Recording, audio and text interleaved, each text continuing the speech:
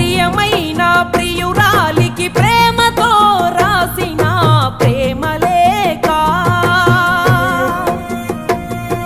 స్వయమైన చేతులతో ముక్కలుగా చింపిందే మనసు లేక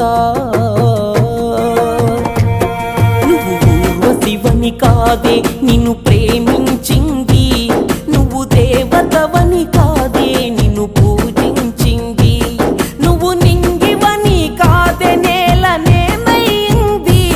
నా ప్రాణం అనే కదా నీకు అలుసయ్యింది. రాతలో లేని రాదమ్మ చెప్పలేను